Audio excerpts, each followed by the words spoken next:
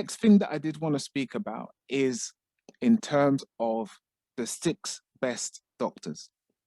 And these are the 6 things that if we invest in these regularly, we never need to go to see the sick doctors when things go wrong. So fresh air, exercise, water, rest, healthy food, and the sun. These are the 6 best doctors that if we engage in these on a regular basis, and if we indulge in these things, that they will fundamentally overall in terms of our well-being, it will be so much better. So do get out. I would encourage you on a daily basis, even if it's just for a 5-minute walk, get out and get some fresh air.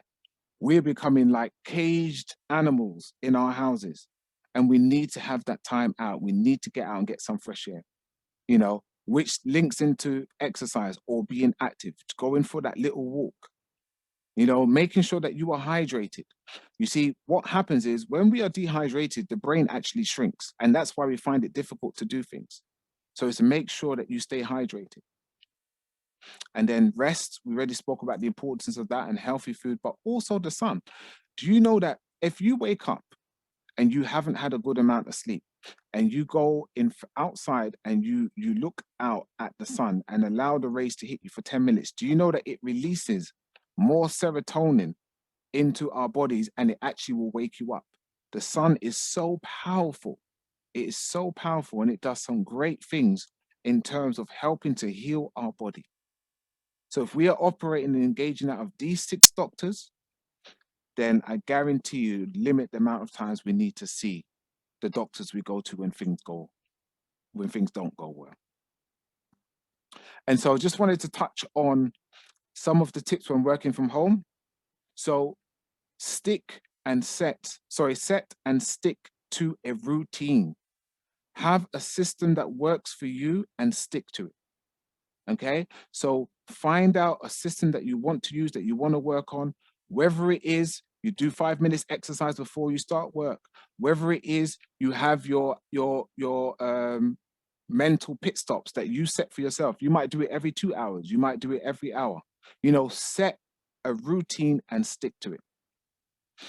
If possible, make a dedicated workspace. So if you do have a spare room or you do have a space where you can do that, which is not going to be where you're going to be sitting for the remainder of the day, try to do that. Take regular breaks from the computer screen, okay?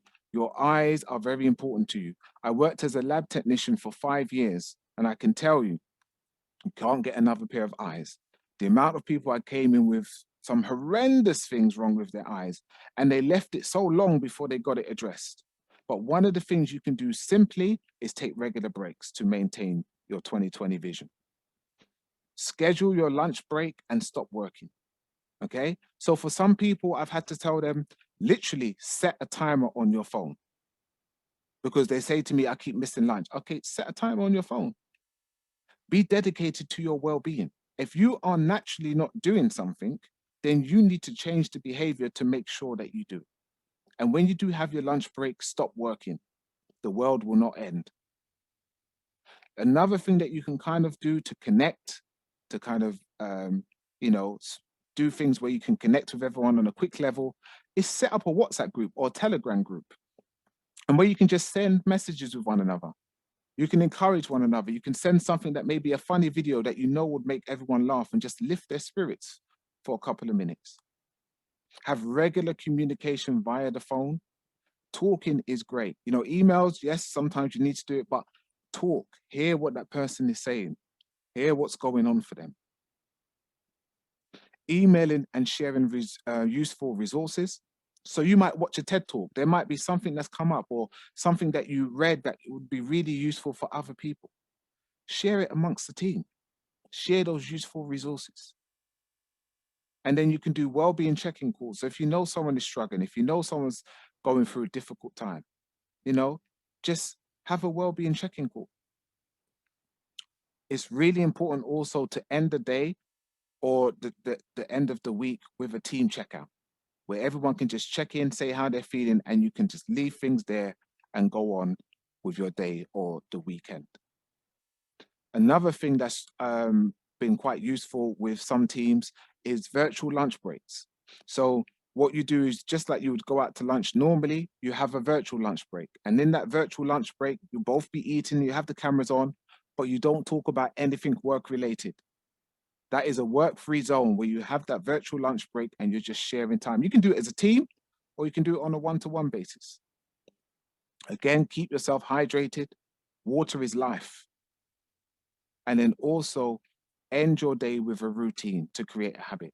So like I was saying, if you're staying in the same space and then you finish work, you need to have some kind of routine to make your body recognize that this is the end of that and I'm not in the same space and position now, although I'm in the same location.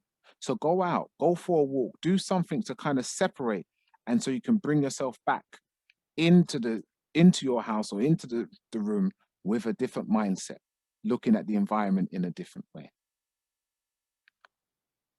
And then some simple tips.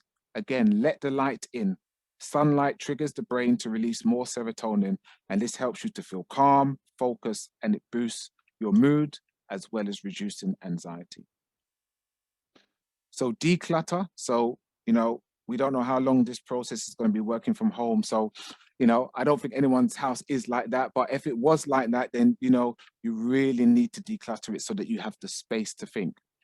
Studies have found that clutter can raise our cortisol levels. And cortisol, as we know, has so many negative impacts if it's released on unhealthy levels.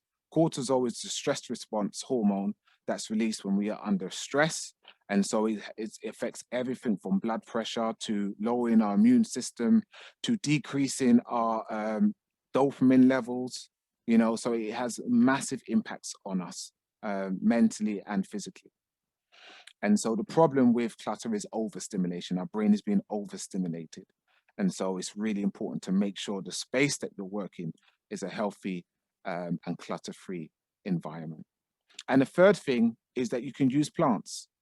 So bringing plants or other natural objects or images into your home or workplace can have a significant impact, including reducing blood pressure, anxiety, stress, and rumination. So use these simple tools that we can do to help us during this very difficult and emotive time.